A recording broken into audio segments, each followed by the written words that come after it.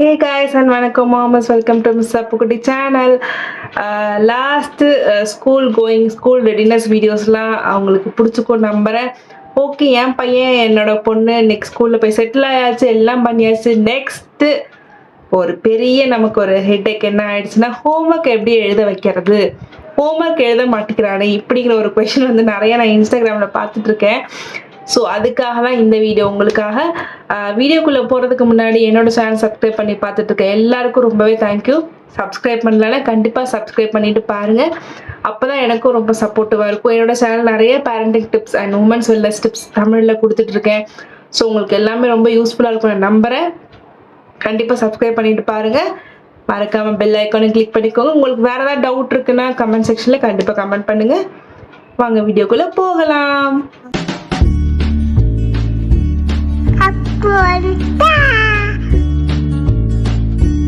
எனக்கு வந்து இன்ஸ்டால நிறைய மெசேஜ் வந்துச்சு. என் குழந்தை வந்து உங்க வீடியோ பார்த்து எனக்கு கொஞ்சம் யூஸ்ஃபுல்லா இருந்துச்சு, ஸ்கூல்ல செட்டில் ஆயிடுச்சு, நாங்களும் ரொம்ப ஸ்ட்ராங்கா இருக்கோம். பட் இப்போ வந்து ஸ்கூல்ல செட்டில் ஆயாச்சு இல்லையா, அடுத்தடுத்து ஹோம்ஒர்க் கொடுக்க ஆரம்பிச்சிட்டாங்க. என் குழந்தை ஹோம்ஒர்க் எழுத மாட்டேங்குது, நான் என்ன பண்றது தெரியலன்னு நிறைய பேர் கொஸ்டின் கேட்டுட்டு இருந்தீங்க. அதே ப்ராப்ளம் தான் எனக்கு நடந்துட்டு இருக்கு. இங்கேயே நாங்கள் ஹோம்ஒர்க் தான் எழுதிட்டு இருக்கோம். ஸோ என்னோட வியூஸ், என்னோட டிப்ஸை நான் வந்து உங்களுக்கு ஷேர் பண்ண போகிறேன். நான் எங்கேயும் பார்த்து எங்கேயும் எடுத்து ரெஃபர் பண்ணி நான் சொல்லலை. இந்த வீடியோ முழுக்க என்னோட எக்ஸ்பீரியன்ஸ் தான் உங்களுக்கு சொல்கிறேன். ஸோ எங்களுக்கு யூஸ் ஆகிட்டு இருக்கு. ஸோ அதனால தான் உங்களுக்கு நான் சொல்ல போகிறேன். அவங்க ஹோம்ஒர்க் எழுத போகிறதுக்கு முன்னாடி நம்ம கொஞ்சம் சைல்ட்ஹுட்டில் அப்படியே ரீவைண்ட் பண்ணி ஃப்ளாஷ்பேக் போய் பார்த்தோன்னா நம்ம எப்படி ஹோம்ஒர்க் எழுதிட்டு இருக்கோம்னு யோசிச்சு பாருங்களேன். நம்ம அப்பா அம்மா கிட்ட நம்ம வந்து அவங்களும் இதே மாதிரி ஸ்கூல் விட்டு வந்ததும் ஹோம்ஒர்க் எழுத சொல்லுவாங்க, நம்ம எழுத மாட்டோம். ஸோ இதே மனநிலையோட தான் நம்ம குழந்தைங்களும் இருப்பாங்கன்றது ஃபர்ஸ்ட் அக்செப்ட் பண்ணிடலாம். அதுக்கு தான் நான் வந்து ஃப்ளாஷ்பேக் போக சொல்லிட்டேன். நமக்கு எப்படி ஸ்கூலை விட்டு வீட்டுக்கு வந்ததும் புக்கை தூக்கணுமாடா, ஸ்கூலை விட்டு வீட்டுக்கு வந்ததும் எழுதணுமாடான்னு தோணும் மாதிரி தான் நம்ம குழந்தைங்களுக்கும் தோணும். நீங்க சொல்லலாம் இது வந்து காம்படிட்டிவ் வேர்ல்டு, நம்ம அப்பா இருந்தது வேற இப்ப இருந்தது வேற அப்படின்ட்டு. பட் குழந்தைங்களோட மனநிலை எல்லாமே ஒன்னா தானே இருக்கும். அவ்வளோ ஸ்கூல்ல ஒரு அக்கா போற பண்ணிட்டு கொண்டு போய் ஸ்கூல்ல விட்டு ஸ்கூல்ல செட் ஆயிட்டு வந்த குழந்தைய திரும்பியும் எடுத்து புக் எடு படி அப்படின்னு சொல்லும் போது கொஞ்சம் அவங்களுக்கு கஷ்டமா தான் இருக்கும். அவங்க ஸ்கூல்ல இருந்து வரும்போது என்ன நினைச்சு வருவாங்க, நம்ம அம்மாவை பார்க்கலாம், நம்ம அப்பாவை பார்க்கலாம், நம்ம வீட்டுக்கு போய் ஜாலியாக விளையாடலாம், நம்ம இது சாப்பிடலாம், அது சாப்பிடலாம், இது பண்ணலாம் அப்படின்னு தான் தோணும்.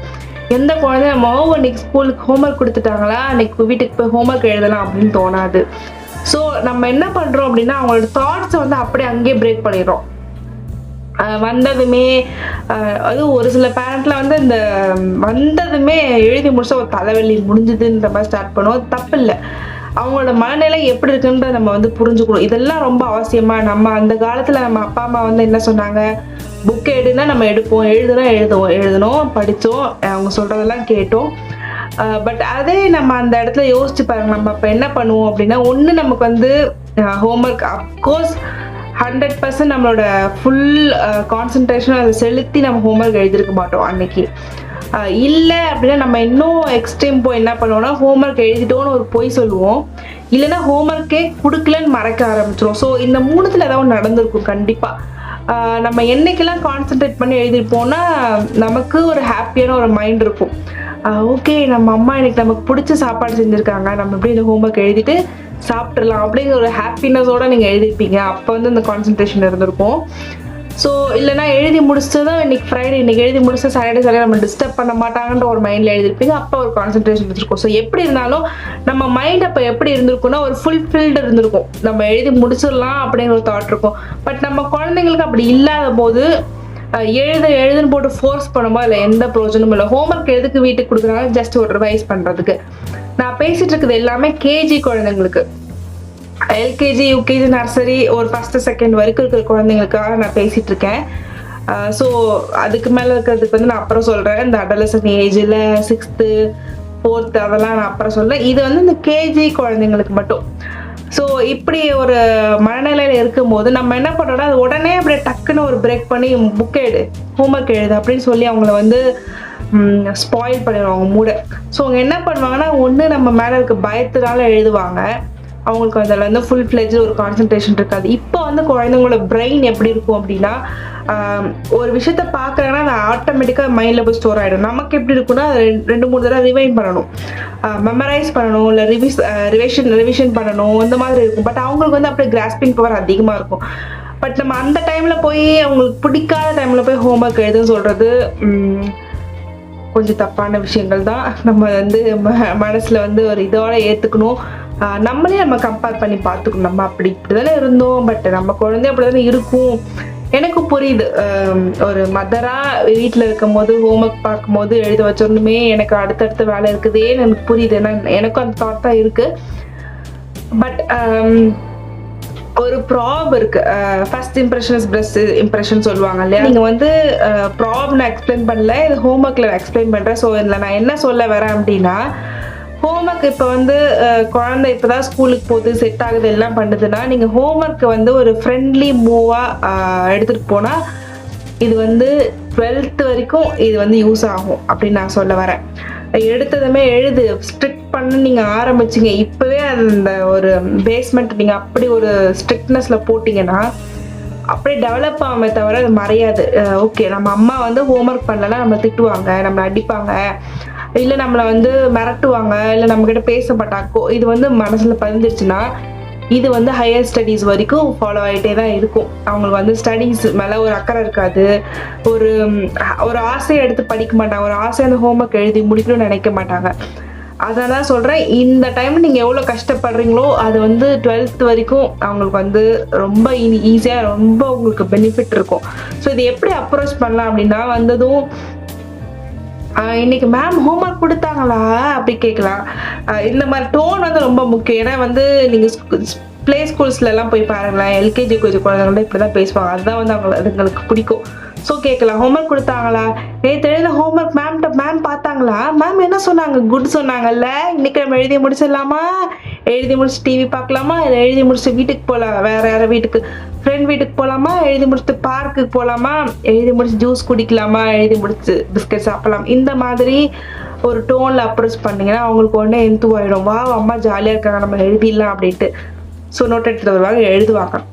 நீங்கள் நினைக்கலாம் அப்படியே டக்குன்னு எழுதி முடிச்சிடணுன்னா 1.5 hours கூட ஆகும். எனக்குலாம் 2 hours கூட ஆயிருக்கு. பொறுமையாக எனக்கு இழந்து போய்டும் ஒரு பேஜ் முடிக்கிறதுக்கு. இருந்துச்சு தான் எனக்கும். நம்மளும் ஒரு ஹியூமன் தானே, கோவம் வரும். பட் அதை வந்து அவங்கள்ட்ட காமிக்க வேண்டாம். நீங்கள் ஒன்ஸ் வந்து அந்த கோவத்தை ஏதாவது தப்பாக எழுதிட்டாங்க உடனே உங்களுக்கு கோவம் வருதுன்னா உங்களுக்கு வந்து அப்போவே பிரெயினில் ஆட்டோமேட்டிக்காக போய் அட்டாச் ஆகிடும்.